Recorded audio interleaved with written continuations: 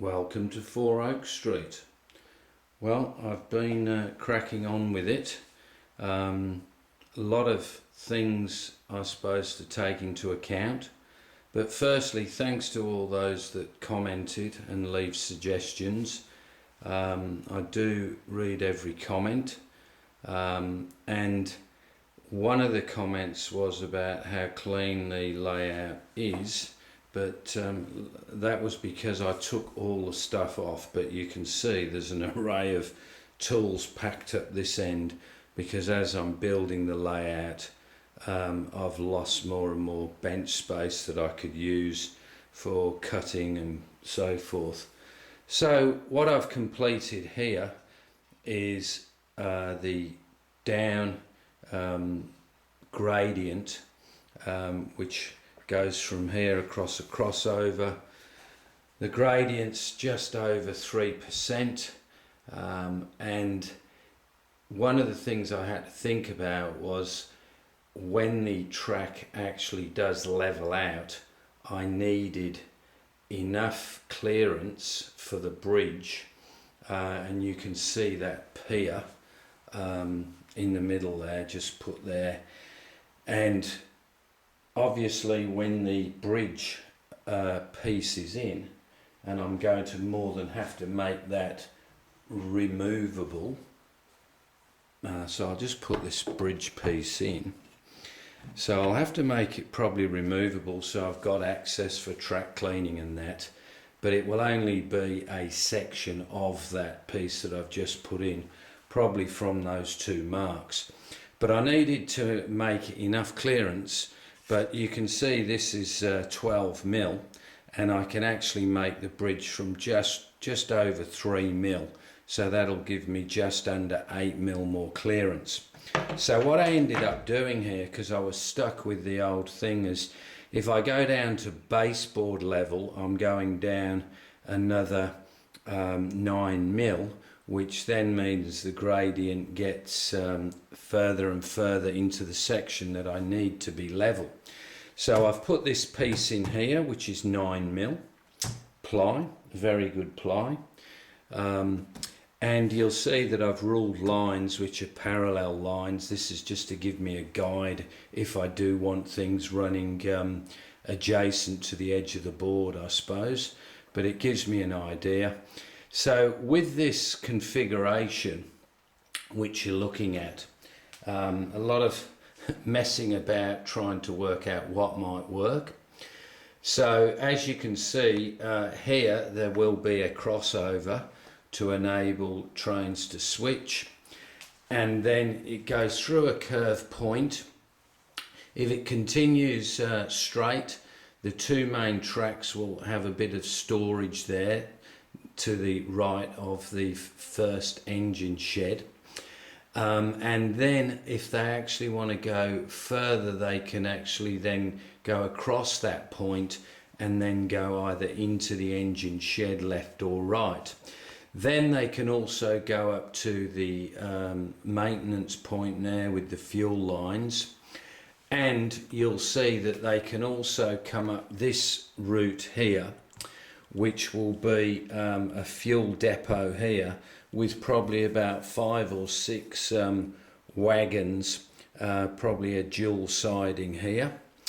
And I was trying to work out how I could get a head shunt, but I tried various things. So in the end I worked out basically from this peg here to about here, they would be able to use that to get back up to that route. So particularly, yes, if I have a small 060 shunter, that will be fine. And then you can see on this track here, we have a second storage, quite a bit longer there, probably get 3 coaches or more, and then to the right, then the coach shed. So that's pretty much what I've done so far. And then of course, obviously, the bridge section goes in for the main line. So what we've got here is there'll be a girder bridge there. So either side there will be brick piers, one pier in the middle, and then the bridge going across. I'm also now figuring out where this will go in relation to, does it go there or does it go here? So I'm thinking this will probably be a bank here, sort of a man-made bank. What I'm putting in between here is a retaining wall. So I've left 3mm in here so I can put a retaining wall, which should look quite effective. And yeah, so some of the errors that I've made while I've been doing this, probably the worst one was having a guess of whether this crossover would be from this track to this track going that way versus going this way. So what that means is the point motors which I'm using are cobalts, and it meant that the holes that I'd previously used the jigsaw weren't going to be wide enough, which has resulted in me having to cut it from underneath using a jigsaw, and then the jigsaw blade being too long and was actually hitting this. So then I've had to screw another piece of wood underneath to actually stop, to give it a greater width, so the jigsaw blade would then not be hitting the underside and causing a lot of problems. And that took ages, so I just wish I'd actually counted out the points, allocated them where they should have gone, but I took a bit of a guess, and then it cost me a good hour and a half trying to make these apertures a bit bigger. Which brings me on to point motors. So when I built this layout and obviously got round to point motors, I've been using the Cobalt Classics, which have been pretty good. I've had no failures, but obviously now they have a whole new range where they've got the digital, they've also got the what they call the IP analog, and they've also still got the classic.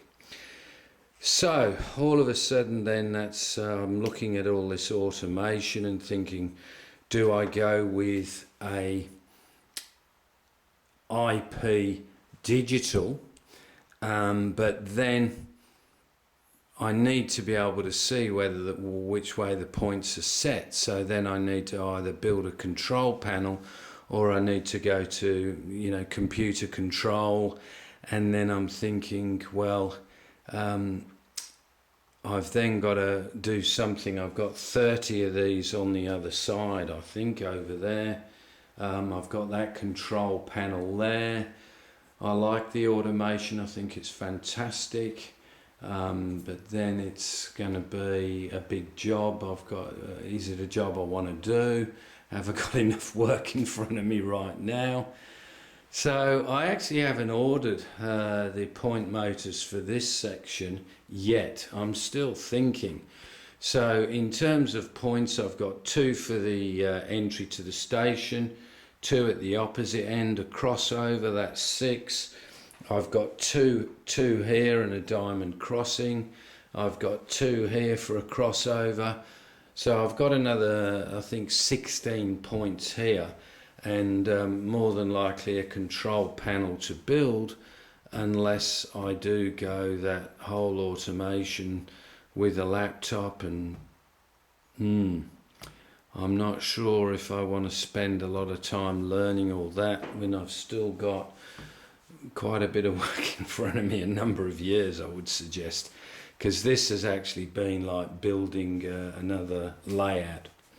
So just changing the subject, these are some of the configurations that I put together, and sometimes what looks good just putting down doesn't always work.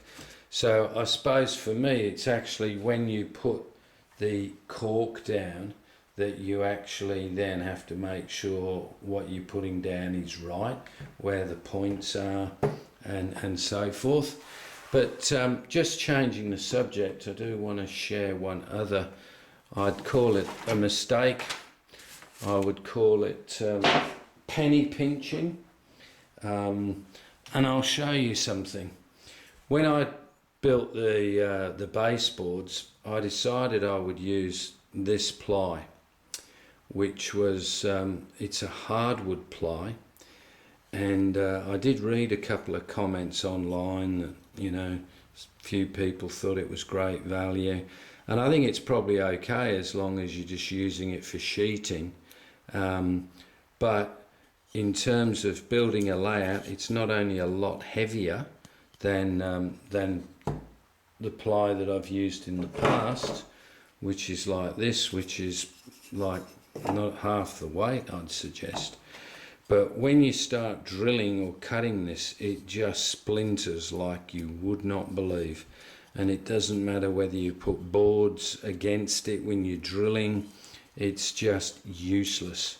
And unfortunately, this whole section is covered in it. So, you know, whilst people might think my layout doesn't have errors here and there, I can tell you it does. It just comes back down to how you overcome them, I suppose. So that's pretty much it. So you can see the TMD starting to take shape. I'm thinking about roads and how they're going to go, the tunnel at one end. There's a lot to think about, and sometimes, as we've said before, you can think so much that you actually end up just thinking and doing nothing. But finally, I've got that. I'm pretty happy with it. It's probably not perfect, might not even be like prototypical, but you know, what I want in there is 5 or 6 diesels, a shunter, and a few coaches sitting there, and at this end where I'm sort of standing now, a fuel depot with a siding just to add a bit more, because initially what I thought this would be, I thought, well, this would be part of the dog bone layout where you'd only see 2 tracks, but lo and behold, the only 2-track part really will be the entry into the tunnel and out of the tunnel, and then the rest of it is pretty much 4-track all the way, where it rejoins in the corner there, and then takes off around the rest of the layout. So yeah, so that's it pretty much. But that's the TMD. I did have a suggestion also, which sort of stopped me in my tracks, about should I have had it facing the other way, up this end if you like. And I was just thinking, because this is about 1.2 meters, this descent, so it goes down from 50 mil to about roughly about 18, I think. No, 21. So it goes down about 21, I think, somewhere around that. So that would have put me round about here somewhere, and then I would have been sort of encroaching in this area, which is where the tunnel is. But I'm sure there was other configurations. I could have just kept it all on the same level, and then would I have just been filling in the board, and really did I raise the track for nothing? But what I've actually done here, I think, with a nice green girder bridge maybe going across that area, and the trains pounding across it, I think it will add a bit more interest. So that's it. So any comments, particularly on the automation side, yeah, feel free, and continue on with this great hobby. Thanks for now. Bye.